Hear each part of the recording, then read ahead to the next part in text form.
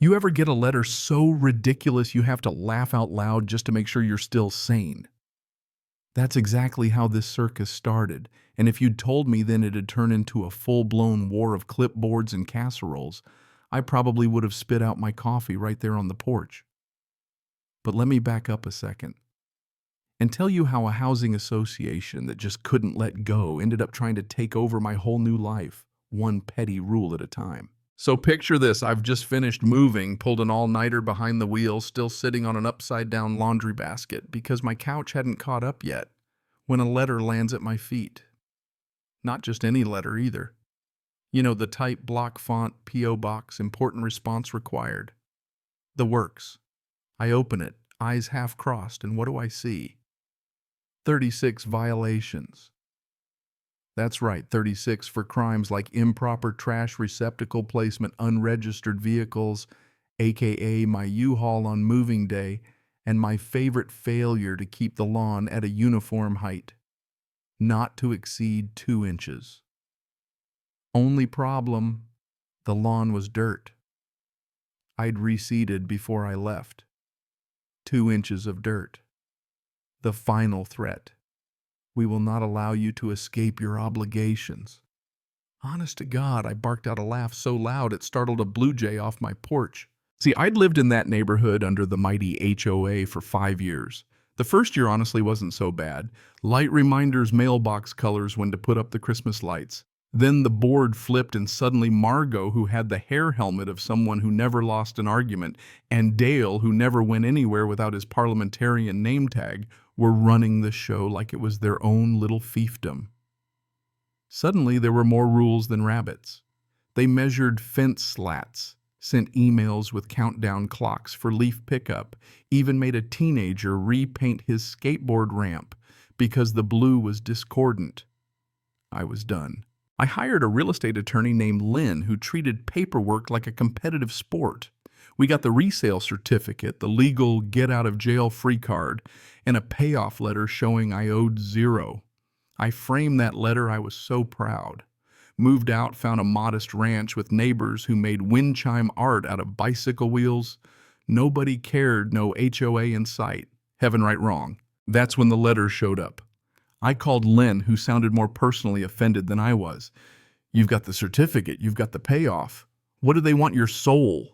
He drafted a response so sharp, I swear you could slice cheese with it attached, every document certified mail to the old HOA and their management company.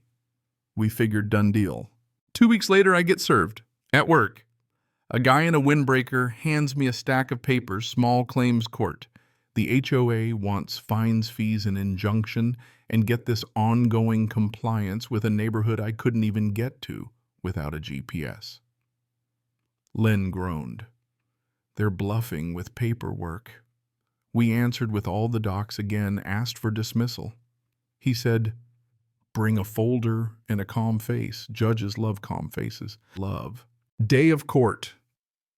I put on my don't panic tie, step in, and there's Margot hair, shellacked Dale with his 3-ring binder and plot twist. Troy, a neighbor who once complained my wind chimes offended his dog, now wearing a tie and acting like a backup judge. Margot goes full community standards. Dale reads bylaw passages like he's auditioning for NPR. Judge looks bored. My turn. I put the paperwork on the table, told my story. I don't live there anymore. The judge reads my payoff letter like it's a joke and finally just says, case dismissed. And that should have been the end, except some people just don't know when to quit. Instead, Margot and Dale show up in my new town. They don't even live there with flyers for something called a Neighborhood Improvement Council. No mention of HOA, just lots of protecting property values and minimal governance framework. At the bottom, bubble letters, Margot Dale, and you guessed it, Troy Community Advocate. My neighbor Britta, Queen of the Tomatoes, asks, what's that? I tell her if it walks like a duck.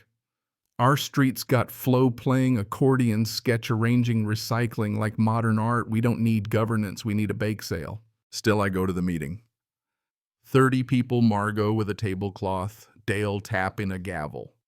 Within minutes, they're talking about deed restrictions, architectural committees, and transitioning to a binding association. Troy runs a slideshow with stock photos of smiling families and upward arrows like property values only rise when you weaponize a clipboard. Flo stands up. Do you live here? Margot dodges. Dale spins jargon. And then I just stand and say it. You sued me, lost in court, and now you want to do it all over again. But you don't even live here. You could feel the room shift. True. Who runs a bakery leans in and people start asking the right questions. Who's on the council? Who collects money? What about our deeds? You could see their idea melting. That night, an email lands in my inbox, Neighborhood Improvement Council proposal.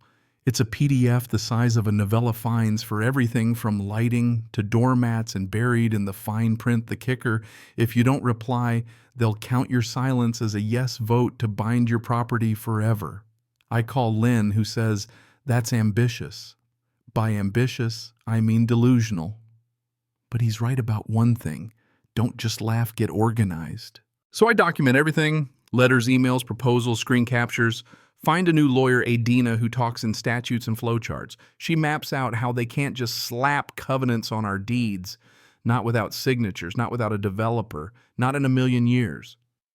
I start a group chat, we call it Stoop, because every good street's got a stoop where people talk.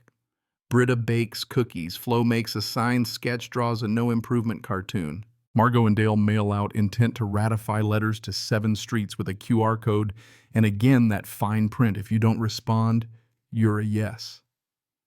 We decide to fight paper with paper, but also with potato salad.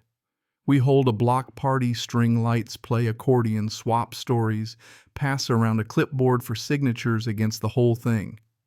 Partway through, a guy named Camden shows up, used to be on Margot's old finance committee, with a folder of receipts, emails about compliance signals, special enforcement programs, notes about how delinquency is a revenue opportunity. My neighbors see the pattern: these folks make money by making friction.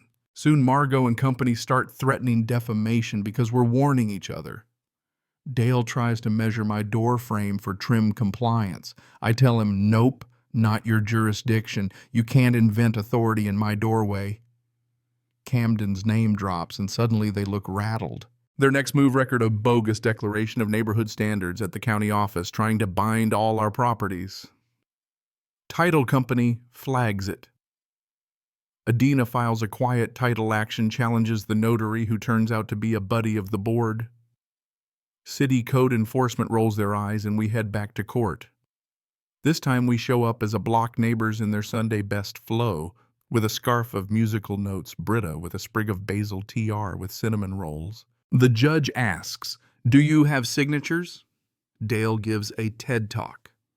Margot tries to redefine support, but the judge keeps asking, do you have signatures? They don't. Adina lays it out. No name calling, just receipts. The judge voids the whole thing, flags it as non-binding, refers the notary awards fees, and sets a sanctions hearing. Outside, a neighbor shakes my hand. I moved here because the houses don't match. Exactly. It's not about chaos, it's about choice. Back on our street, life returns. Margot tries one last flex, claims if we had an HOA, the fire hydrant would work better. It's a city hydrant. Nice try. Sends a lawyer letter threatening us for encouraging lawlessness. Adina's reply: public debate is protected speech. Try again. And finally, their website goes under maintenance. State suspends the notary. Other neighbors sue for slander of title. And the city adopts a new rule: no facility rentals to governing groups without proof of authority. And here's the kicker. The thing that really stuck: Troy, the once and future wind chime complainer, shows up with a loaf of sourdough. No tie, just bread. He admits he confused rules for community and wants to help neighbors talk things out. I believe him. Winter comes, and with it little notes of thanks, folks waving at the cop car cinnamon rolls for the night shift. The state even puts out a warning: check your deed. Don't let strangers count silence as consent. So was I worried they'd try again? Sure, people like that molt. They don't vanish. But now there's a file marked void, a court order tied to our deeds, and a group chat that disagrees on paint colors but stands rock solid on the idea that you can't govern people by threat or apathy. The real trick wasn't a higher fence, it was a habit stronger than any letterhead. Big mistake trying to follow me.